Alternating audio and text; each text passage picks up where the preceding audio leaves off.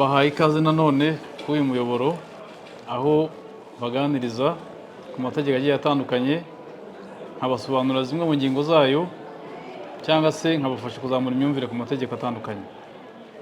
Ndabashimiye cyane rero abageze kuri uyu muyoboro, mukaba mwarakoze subscribe, n'abatarabikoze mwabikora kugira ngo mutere inkunga iki kiganiro cyangwa se umuyoboro, ariko munabisangiza abandi kuko ni ibintu by'ingenzi, ni ibintu by'ingirakamaro kuri buri wese, ku buryo umuntu atabyihererana yabwira na mugenzi we icyiza cyo kumenya amategeko cyangwa se kugira imyumvire ku mategeko. Uyu munsi rero reka ngaruke mbaganiriza ku bijyanye n'izungura mu magambo makeya, kuko biri mu bibazo abantu benshi bahura nabyo kubera kudasobanukirwa n'izungura icyo ari cyo n'uko rikorwa.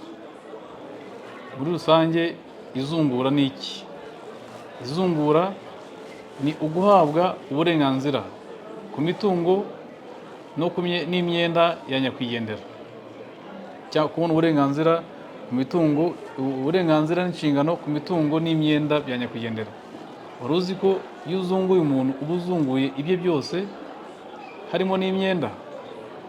Icyo bamwe ntibakizi, ariko nagira ngo bibutse ko iyo uzunguye umuntu ujye umenya ko uzunguye n'imyenda ye. Niba ari umuntu wari ufite imyenda myinshi, ubwo witegura kuzayishyura nyine koko, kuko waramuzunguye, umuzungura n'ibyo byose. Kimwe nuko ushobora guhitamo kutazungura kugira ngo utazungura ibizaguteza ibibazo, nabyo bifite uko biteganywa mu mategeko. Kudahitamo kuzungura n'uburenganzira bw'umuntu ukavuga ngo njye sinzazungura, amategeko afite uko abiteganya. Reka rero twihute turebe ni bande bemerewe kuzungura. Urutonde rw'abazungura uko rukurikirana: hari abana bo bapfuye, nibo baza ku mwanya wa mbere mu kuzungura, abana ba nyakwigendera cyangwa bitabye Imana. Hakaba ise na nyina bo bapfuye iyo bahari. Hakaza abavandimwe bo bapfuye basangiye ababyeyi bombi. Hakaba abavandimwe bo bapfuye basangiye ababyeyi bombi. Hakaba ba sekuru bo bapfuye. Ubu icyo gihe bigenda bikurikirana gutyo kuko abandi ntibari bahari. Tuvuge niba abana badahari harazungura ababyeyi, niba ababyeyi badahari harazungura abavandimwe, niba abavandimwe badahari harazungura abasekuru, niba badahari harazungura ba se wabo, ba nyirasenge, ba nyirarume na ba nyina wabo wapfuye. Ni urwo rutonde rw'izungura uko rikurikirana. Iyo bamwe bahari bazitira abandi. Ni ukuvuga ngo haramutse hari abana, nta wundi muntu ushobora kuzungura nyakwigendera uretse abana be. Iyo abana badahari ni ababyeyi, bikagenda bikurikirana uko nguko. Uko rero izungura rikorwa, icyakora umuntu ashobora guhagararirwa mu izungura. Mu izungura umuntu ahagararirwa ryari? Uretse se na nyina, sekuru na nyirakuru bapfuye, iyo abazungura bo bapfuye mbere ye, bahagararirwa mu izungura n'abo bakomokaho. Ku bakomoka ku bapfuye, iryo hagararirwa ntirigira aho rirangirira, kandi igabana rikorwa hakurikijwe igisekuru. Ni uko mu guhagararira. Hanyuma rero izungura rikorwa gute? Ariko ndavuga ku bantu baba bari barashyingiranywe.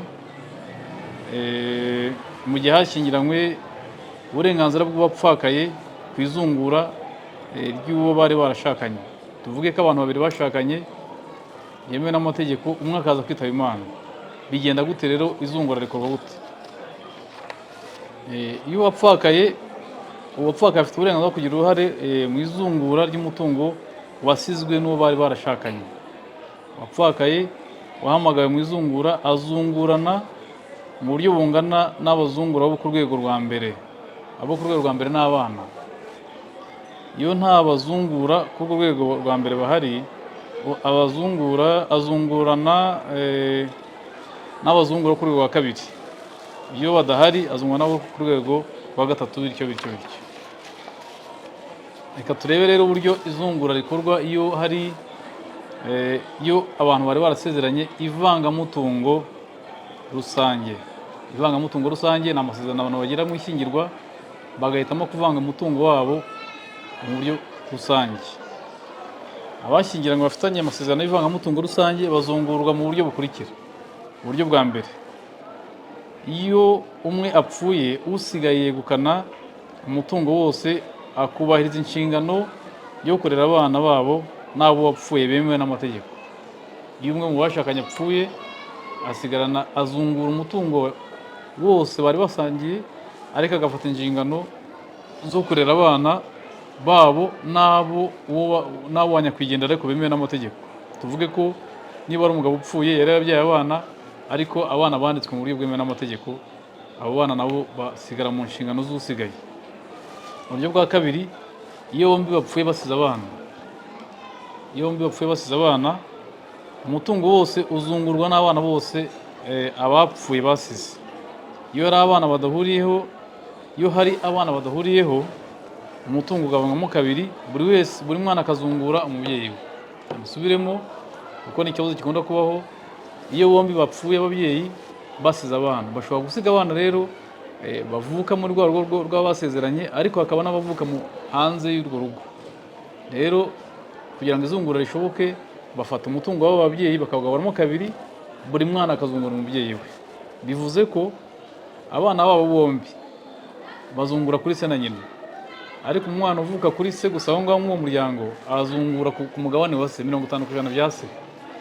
Umwana uvuka kuri nyina ariko utarabyawe n'uwo wapfuye wundi akazungura kuri nyina gusa. Nizere ko byumvikana neza. Iyo abashakanye babiri bitabye Imana bagasiga abana bashobora kuba ari abana bavuka muri urwo rugo mu isezerano, mu rugo rw'isezerano niba ariko tubyita, ariko hakaba n'abana bavuka hanze y'urwo rugo, hanze y'isezerano. Abo bana nabo ntabwo ari ibicibwa, baza mu izungura, ariko buri mwana akazungura umubyeyi we. Ngira ngo birumvikanye. Uburyo bwa gatatu, ni yombi bapfuye badasize abana, umutungo ugabanywamo kabiri, 1/2 kigahabwa abazungura b'umugabo, ikindi kigahabwa abazungura b'umugore. Iyo abashakanye bapfuye badasize abana, umutungo ugabanywamo kabiri, 1/2 kigahabwa abazungura b'umugabo, ikindi kigahabwa abazungura b'umugore. Nacyo kirumvikanye. Hanyuma iyo wapfakaye nta mwana afitanye n'uwapfuye, akongera gushaka. Iyo uwapfakaye nta mwana afitanye n'uwapfuye, akongera gushaka, afata 1/2 cy'umutungo nk'uburenganzira akora ku masezerano y'ivangamutungo, 1/2 gisigaye akakizungura n'abazungura bandi b'uwapfuye. Muri icyo gihe agumana 3/4 y'umutungo w'uwapfuye. Iyo atongeye gushyingirwa, yegukana umutungo wose akawurereramo abana b'uwapfuye. Iki nacyo reka nongere ngisubiremo. Iyo uwapfakaye nta mwana afitanye n'uwapfuye, akongera gushaka, afata 1/2 cy'umutungo bari bafitanye akakizungurana, 1/2 agifata nk'uburenganzira ahabwa n'amasezerano y'ishyingirwa mu ivangamutungo. Hanyuma igisigaye akakizungurana n'abandi bazungura. Ngira ngo kirumvikana. Ariko iyo mu buryo bwa gatanu, iyo uwapfakaye yongeye gushyingirwa kandi nyamara yari afitanye abana n'uwapfuye, cyangwa hari abo yari yaremeye cyangwa yaremeje ku buryo bwemewe n'amategeko, izungura ry'uwapfuye rirafungurwa, maze 1/2 kigekanwa n'uwapfakaye nk'uburenganzira akura ku masezerano, ikindi akakizungurana n'abana bose b'uwapfuye asize. Ngere mbisobanure. Iyo abashyingiranywe umwe agapfa, ariko agapfa barakoze ivangamutungo rusange, ubwo ariko akongera gushaka gushyingirwa, afata 1/2 cy'umutungo bari bafitanye nk'uburenganzira ahabwa n'amategeko, akumura kuri iryo sezerano bagiranye ryo kuvanga umutungo. Hanyuma ikindi gisigaye akakizungurana na ba bandi basigaye, n'abana basigaye, ari abo babyaranye na nyakwigendera, ndetse n'abo nyakwigendera yari yarabyaye bemejwe nk'abana bemewe n'amategeko. Ndumva ahagunda kugira ingorane ni aho ngaho, kandi tuzakomeza kubisobanura kuko iyi tegeko ry'izungura naryo ni rinini, ntabwo wavuga ingingo zaryo zose mu kiganiro, ariko nibura tuvuze aho abantu bakunda kugira ibibazo ni mu gihe cy'izungura, uko izungura rikorwa mu gihe cy'ivangamutungo, tuzanavuga no mu gihe cy'ivanguramutungo n'ivangamutungo mu bahana. Murakoze, ubutaha tuzabaganiriza ku ngingo, tukaba twabateguriye ingingo gusa ivuga uko izungura rikorwa n'abemerewe kuzungura, reka tubararikire kuzakurikira ikiganiro kizakurikiraho. Murakoze cyane.